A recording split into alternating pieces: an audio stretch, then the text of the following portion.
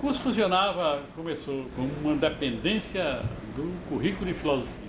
Funcionava na faculdade de filosofia e então o curso fechou por falta de alunos, por falta de candidatos. A última turma que se formou com um só aluno. Muitos anos depois, o próprio fundador do curso, Jorge Calmon, retomou a ideia de um curso mais organizado, mas também dentro ainda da faculdade de filosofia. Era um curso voltado totalmente para o jornalismo. Eu comecei em 68, estava começando a se discutir a implantação das reformas curriculares. Isso só aconteceu no restante do país todo em 69, na Bahia foi implantado em 68. Com a reforma universitária, em 1968, fez a junção dele com o curso de biblioteconomia. A Escola de Biblioteconomia e Comunicação, ela se deu também em função daquelas tendências do após-guerra, né? Quer dizer, a Unesco, que já revisou esses pontos de vista recentemente, eles pensavam que para os países emergentes, para os países em desenvolvimento ou terceiro-mundistas, não era necessário que você formar jornalistas, porque eles não precisavam de jornalismo como tinha nos países desenvolvidos.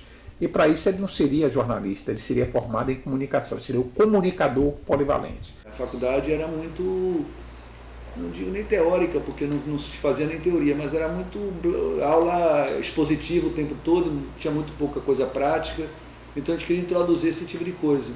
Criou-se primeiro um jornal laboratório, que não era impresso, era um jornal que você fazia tudo, mas não imprimia. Quando eu comecei a ensinar na escola de comunicação, eu levava, digamos, o script, o roteiro do jornal na televisão para a sala de aula, levava filmes que não eram projetados, mas eram mais mostrados do que projetados, para que os alunos tivessem uma ideia de como seria o trabalho. Naquele tempo eu acredito que se preparava bem o profissional, embora os equipamentos fossem praticamente inexistentes. Era no tempo da máquina de escrever. A primeira ilha de edição, quem comprou fui eu como diretor.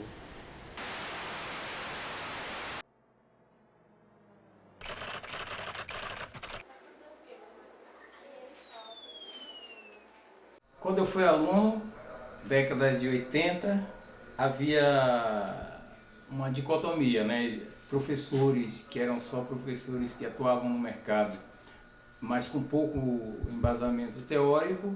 Muitos jornalistas já com longa militância na imprensa local, mas com estudante de comunicação não vá para a escola achando que aquilo ali é uma ilha, uma coisa afastada do mercado. E professores com bagagem teórica, mas ainda com essa bagagem teórica com alguma relação com o mercado, ou então alguma relação com grupos de inserção social. Quase nenhum professor fazia pesquisa, quase nenhum professor era dedicado em entregar a faculdade.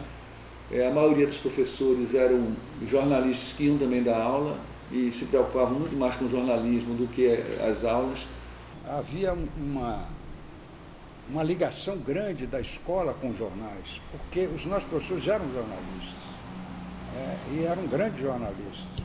Foi exatamente com a chegada de professores teóricos que ficavam filosofando sobre comunicação que o ensino de jornalismo começou a ficar menos interessante.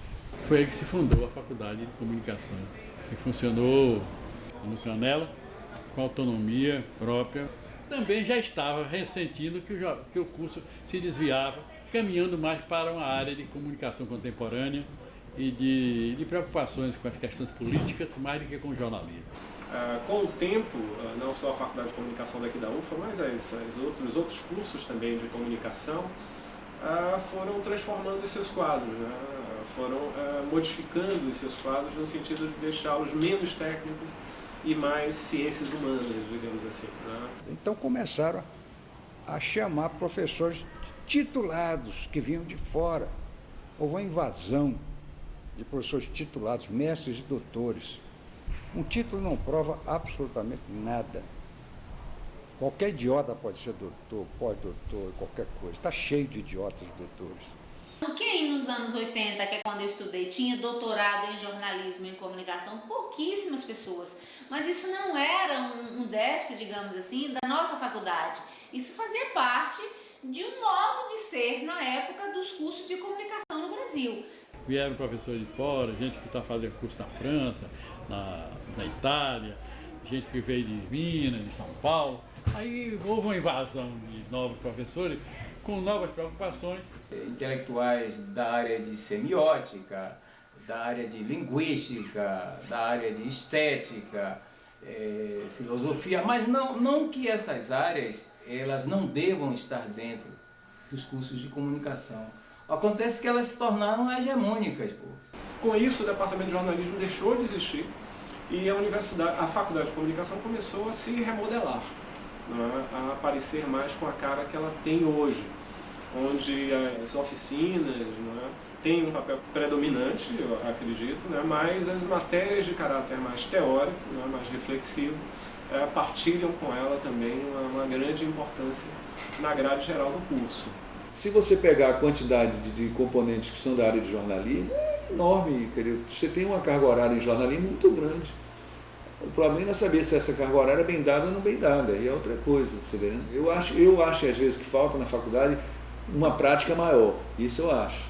A Facom hoje é uma escola muito mais de comunicação, dos estudos da comunicação, do que focada no estudo do jornalismo, por conta de ter chegado ainda lá no Canela a pós-graduação, né, primeiro mestrado e depois doutorado, e isso foi fomentando, né, esse desejo pela pesquisa de comunicação, né.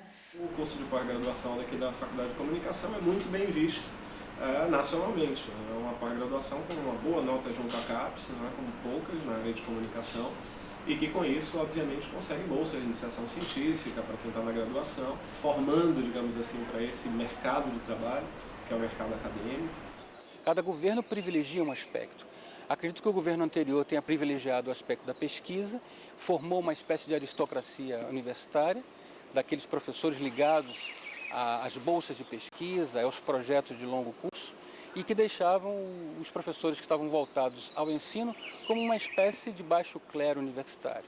Talvez aqui tenha esse problema de ter uma excessiva atenção dos professores da área teórica com a pós-graduação. É quase como se aquelas disciplinas fossem feitas para que os alunos depois fizessem mestrado aqui e continuassem sua carreira acadêmica. A pós-graduação virou, digamos assim, um nicho, porque recebem as pós-graduações aportes financeiros consideráveis, esquecendo-se de que a função de ser primeira do professor, quando ele é contratado, é atender a essa clientela formada pelos alunos de graduação. Ninguém contrata professor para ser professor de pós-graduação. Os professores universitários não são treinados para o ensino. É notável que quando você conclui a graduação, ou você faz um bacharelado ou uma licenciatura. Quem faz um bacharelado tende a prosseguir na carreira universitária. Quem faz uma licenciatura vai trabalhar com o ensino médio. E aí está implícito de que a ideia de que no ensino universitário não é preciso nenhum tipo de treinamento de caráter estritamente pedagógico, que eu acho que é um grande equívoco. Para a gente virar professor da Facom, aqui basicamente você faz um mestrado e doutorado na área de comunicação, né? A formação que você tem é a formação nas teorias da comunicação. A Facom que eu estudei, no período que eu estudei, a impressão que eu tenho é de que preparava mais para quem gostaria de ser comunicólogo, para quem gostaria de trabalhar na área acadêmica. Nunca tive problemas assim para tirar boas notas e tal, passei em todas, mas se você me perguntar, você aprendeu de fato? Você conseguiu levar aquilo para uma discussão que você, assim, por exemplo, você pudesse discutir no seu dia a dia, que você pudesse aplicar no dia a dia do jornalismo, que você pudesse... Não passa assim por minha cabeça preparar aluno para que ele seja um teórico de comunicação, embora eu acho que isso é importante, mas eu sempre acho que o aluno deve entrar na escola de comunicação pensando basicamente em ser um profissional do jornalismo, da comunicação. O cara entra em comunicação para fazer jornalismo, fazer moda, fazer website. Todo mundo quer trabalhar na MTV, entendeu? Quer ser aquele cara lá da MTV que agora está fazendo sucesso lá, o Didi. Todo mundo quer ser um Didi diabólico. E esquece de fazer jornalismo. Muitas vezes as disciplinas teóricas, elas abriam para diversos campos. Você faz um trabalho baseado no que você escolheu, muitas vezes os temas escolhidos eram entretenimento, moda, etc. A gente conhecia tanta gente que queria fazer qualquer coisa, menos jornalismo, queria fazer, na verdade, cinema, ia fazer música. Hoje as pessoas que formam em jornalismo, quantas de fato nas privadas ou aqui mesmo na pública, quantas vão para as redações, quantas vão para as emissoras de rádio e televisão? Muitas não querem ser jornalistas, elas querem fazer mestrado, doutorado, querem seguir uma carreira acadêmica. Se o jornalista não tiver vocação, não tiver uma mentalidade para isso, então não adianta ficar aí discutindo, semestre depois semestre, teorias sobre a comunicação. Não tem sentido você impor disciplinas de que o cara não vai necessitar nunca na vida dele. Não vai me dizer quem é bom aluno de semiótica que vai escrever bem. Ele não vai. Certas disciplinas são criadas para atender demandas e quando essas demandas desaparecem, as disciplinas não desaparecem, elas permanecem por uma inércia que tem a ver com os nossos hábitos mentais ou às vezes com o fato de que os professores que são qualificados para aquelas disciplinas muitas vezes não podem dar outras disciplinas e defendem a sua disciplina como sendo uma defesa quase que do seu emprego. E muitas vezes, como é o caso, eu acho, de semiótica, uma disciplina que já está, de certa forma, ultrapassada no âmbito da comunicação, pelo menos da maneira como ela era vista até então, ela às vezes continua porque os professores estão se especializando em temas dessa disciplina e fazem com que ela permaneça na graduação. A hegemonia da área da comunicação, dos comunicólogos, é tão grande que domina o ACAPES, né? E todo esse pessoal começou a tentar garantir que a comunicação permanecesse como sendo, talvez assim, aqui a gente pode até, entre aspas, dizer que seria uma reserva de mercado acadêmico, né? Nós tínhamos disciplinas, letras, filosofia, né? Ciências sociais de um modo geral, direito, tínhamos aula lá de legislação. Essas matérias foram mudadas nesse currículo 95. Nós optamos por tirar essas matérias, não que a gente tenha nada contra filosofia, sociologia, a gente acha que é importante. O problema é que elas eram obrigatórias e os departamentos de filosofia e sociologia botavam sempre os professores que eles não queriam, os melhores professores ficavam no curso dele e botavam professores sempre muito ruins. Muitas vezes uma faculdade não tem os professores que precisa em determinadas áreas, então ela é forçada a improvisar. Então a gente resolveu trazer grande parte do currículo para dentro da faculdade. Muitas vezes ela não tem o equipamento que é necessário e às vezes ela simplesmente ignora um determinado ponto em função dessa carência. Em televisão, eu já vi gente sendo contratada na minha época, assim, eu era estagiário, com o argumento de que na faculdade particular se tem o contato com equipamento, câmera, estúdio e tal. Na minha época não tinha. Quer dizer, você fazia um faz de conta.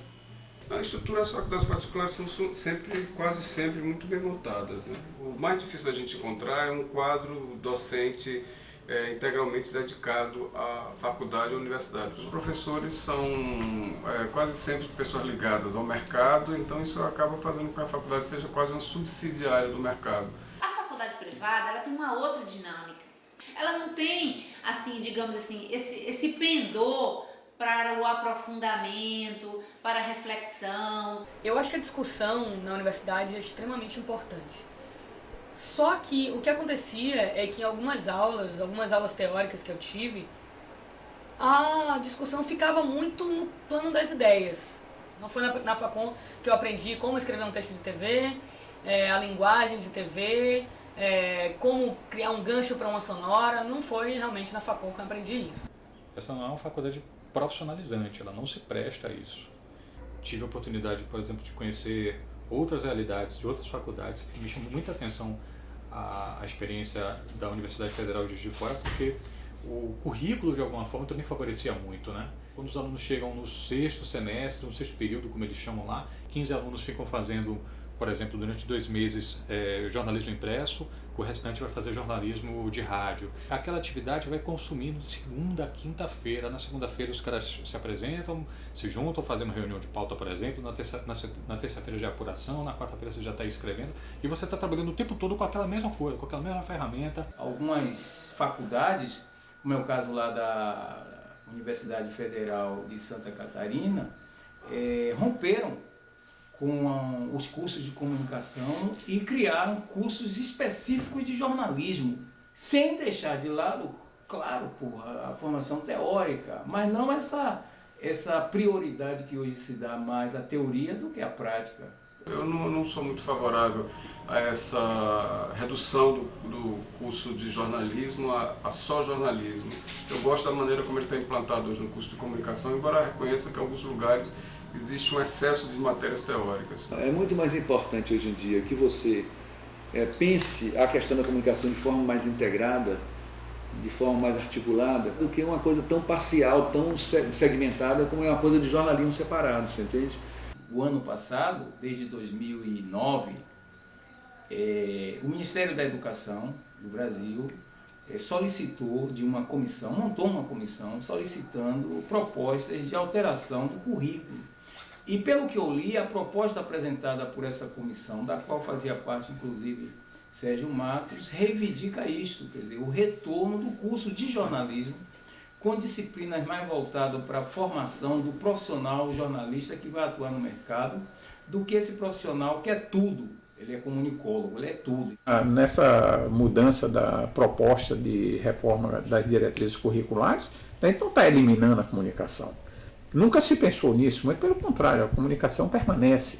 Agora, apenas há um resgate no sentido da identidade do jornalismo como um curso e não mais como uma habilitação de uma área. Em vez de você se formar com habilitação em jornalismo, você termina o seu curso de jornalismo e se é formado como jornalista. No documento nós criamos 6 áreas, né, 6 eixos, né, os eixos dos conteúdos curriculares. Quer dizer, você tem um eixo de fundamentação humanística, onde entrariam toda aquela coisa. Você tem um eixo de fundamentação específica, né, o eixo da fundamentação contextual, o eixo da formação profissional, o eixo de aplicação processual, que é processo de produção, e o eixo da prática laboratorial. Apenas se você observar que o curso tem 6, as 3 últimas é que seriam técnicas.